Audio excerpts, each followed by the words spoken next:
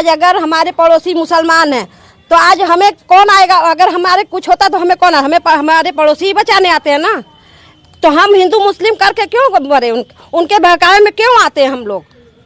हमें तो अपने दिमाग से सोचना चाहिए। हम सभी जनता से यही कहेंगे कि आप अपने दिमाग से चलिए। इन लोगों के साथ चलेंगे तो देश बर्बाद होना ही होना है। 3 चाणक्य हैं, ब्रह्मा विष्णु महेश। ये जो हमारे कलयुग को नाश करने वाले हैं, ये तड़ीपाल हैं। ये जो मोटा गेंडा है ये गुजरात का तड़ीपाल है और ये जो है हमारे देश को विध्वंस कर देगा, आग लगा देगा। तो जैसे एक पागल हाथी और शेर जंगल में छूटते हैं तो उनके लिए क्या किया जाता है? बुलाया जाता है फौरन उसको कि इसको गिरफ्तार करो।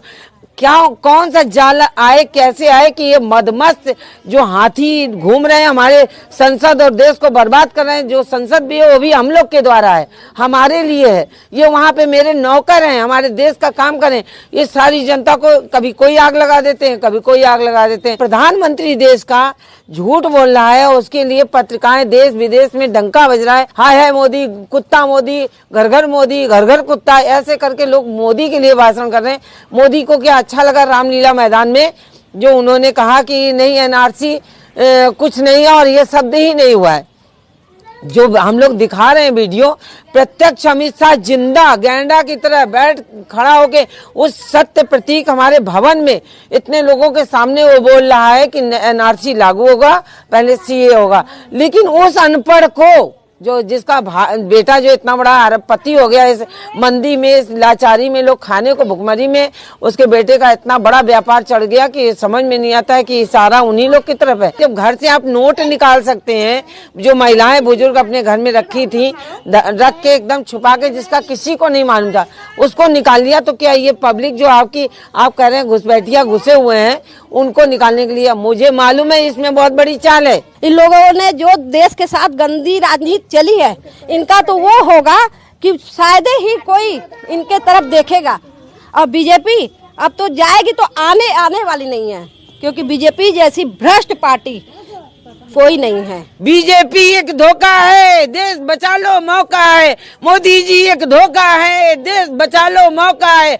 आज मैं बहुत उससे करी, जो लोग सड़क पे निकले हैं वो घर वापस नहीं जाएं, वो इस देश में एक ऐसा जाल डालें, घुस जाएं संसद में और संसद में जितने बलात्कारी हैं सबको निकाल दें। इज्जत से मोदी जी वापस चले जाइए आप।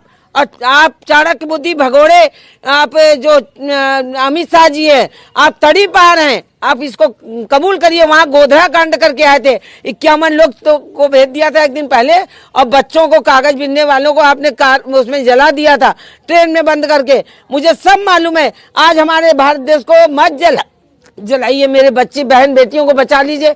हम बहुत परेशान हैं। इस उम्र में एक महिला कुछ करने नहीं आई, चित्कार करने आई। हर महिलाओं जाग जाओ, निकलो घरों मकानों से, जंग लड़ो बेईमानों से।